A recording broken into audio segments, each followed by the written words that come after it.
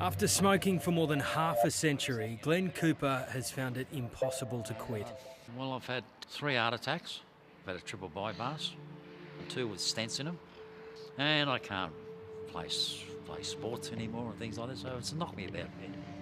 At 68, the disability pensioner smokes 40 cigarettes a day. You give up real meals, you eat the basics, right? You're always looking for the cheap stuff to buy. Because like I said, I know it's stupidity, it might sound... How stupid are you to sit down and spend $62 on a packet of smokes and not have a real meal? Well, unfortunately, it's like an addiction. In Melbourne, an underworld war is waging over the illicit tobacco trade, and almost 100 arson attacks have been recorded since March last year. Glenn refuses to buy the vastly cheaper product, even though he has every reason to. I'm on a disability pension, roughly $1,200 a fortnight. No? Like I said, I just spent $250 on a carton of smokes yesterday. Right, my rent's $800 a fortnight. Doesn't leave me much. Right? There's barely anything left. There's nothing left, really. In plain sight, the illicit price point is irresistible. Branded illegal smokes are openly carried in southeast Melbourne.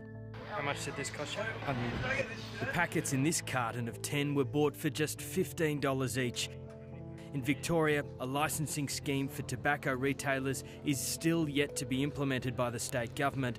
Those trying to do the right thing are feeling the pinch. I do not want to support illegal tobacco. Right? Although the government's shafting us over it all, I still will not support criminalisation, criminals, selling tobacco. The national adult smoking rate is sitting between 10 and 11%. It's been in decline since strict plain packaging laws and steep tax increases were imposed on tobacco products almost 15 years ago. There's a very clear body of evidence internationally and here in Australia that price signals, raising the price of tobacco, is a very important tool in the toolbox of reducing smoking rates. But there are fears Australia's mission to reduce the daily rate to just 5% by 2030 is going backwards.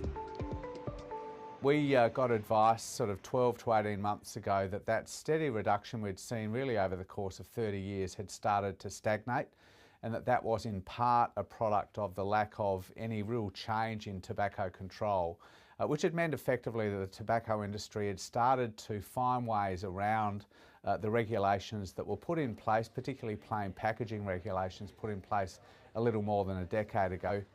At some point, the federal government in particular will have to admit that they have got this policy wrong and they will have to change tack.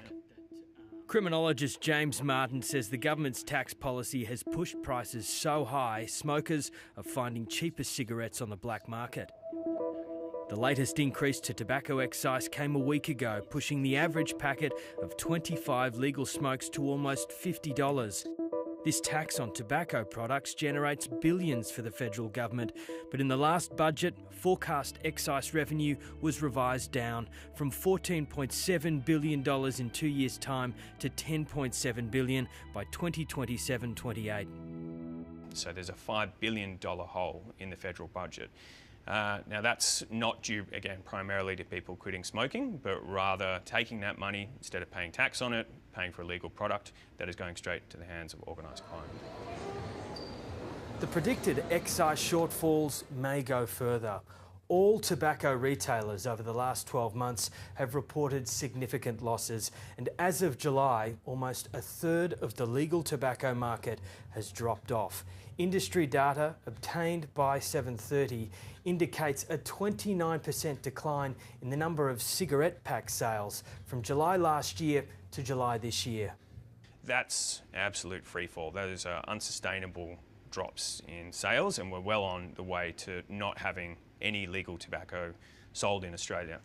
That would be fantastic news if that drop was primarily driven by people quitting smoking, but it's not. It's primarily driven by people preferencing the black market. So when do you think that this policy turned from effective to problematic? That's a really good question. It looks to be sometime in the past, I'd say 18 to 24 months, we've started to see really significant declines in the sale of legal tobacco that have been far outstripping the declines in smoking. And that's around the same time that we've started to see a really exponential jump in the level of illicit tobacco being trafficked into the country. Detections at the border signal a bigger beast consuming the country. The Australian Border Force says the record amount of illicit tobacco seized in the last financial year was worth almost $3 billion in lost tax. And we know that that's just a small fraction of the cigarettes that are actually successfully being trafficked into the country.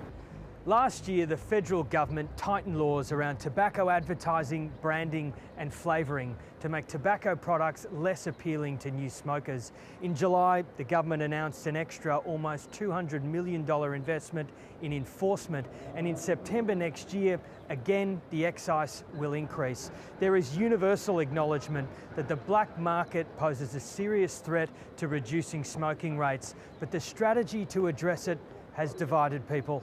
Should tobacco products be made cheaper?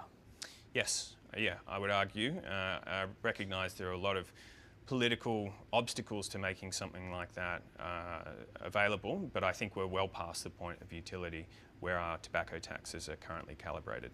Would that bring more people back to smoking? Well, it depends. If people are price sensitive to smoking, which is the widespread consensus that they are, then the widespread availability of black market tobacco that is cheaper than tobacco that could be purchased a decade ago, that also would be encouraging people into smoking again. There is no significant body, whether it's the World Bank or the IMF or the World Health Organisation, who say that you should try to make formal cigarettes cheaper because of the threat of illicit tobacco. I mean, you need to take both markets on in a full frontal way. What we've seen so far is that the prevalence of smoking decreased at a similar rate during the period of tax increase from 2010 to 2020 as it did prior to the tax increase between 2001 and 2010. What we're also seeing is that the rates of decline in smoking prevalence was not consistent across different population groups. Public health researcher Ed Jegasothi has been researching the decline in smoking over the last 20 years. He says tax increases didn't accelerate the decline in smoking in lower socioeconomic areas. The prevalence of smoking has decreased. It's not clear how much of that is attributable to the increases in price, but we can certainly say that the rates of smoking has declined more sharply in the rest of the population compared with the population groups that we're looking at: lower socioeconomic status, First Nations populations, people with mental illnesses, and other disadvantaged and marginalised groups. 3 hours east of Darwin in West Arnhem Land. 3 goals won to the Eagles, 19. Second half starting now. At the Currang Sports Carnival, everyone is talking about healthy lifestyle choices.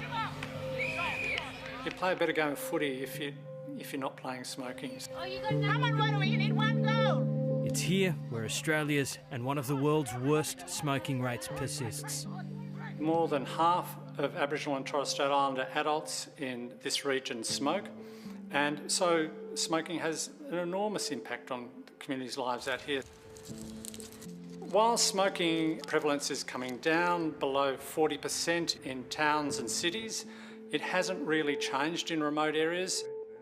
In the top end, Professor David Thomas's team is highly supportive of raising the price of tobacco. We worked with Outback stores in 32 remote communities and found at the time of the annual 12.5% tax rises a few years ago that at the time of each tax rise, sales dropped. Do you think the government's goal of reducing smoking prevalence to 5% by 2030 is possible? Yes, I think it is possible, and I think it's possible because of the updated regulations we put through the Parliament last year. And it really does introduce some very important changes to make tobacco less and less attractive, particularly to new smokers, frankly. So we're confident we can get down to 5% because of the changes we put into place last year. In government advertising, preventing a fresh generation of smokers is at the centre of its messaging. But for Glenn, whose habit is entrenched, the warnings are falling on deaf ears. The people that smoke the most are the down and outers, the ones that are living in poverty, the ones that are the least wages and everything like that. You know, they might say, why can't these people give it up? Well, they're addicted to it.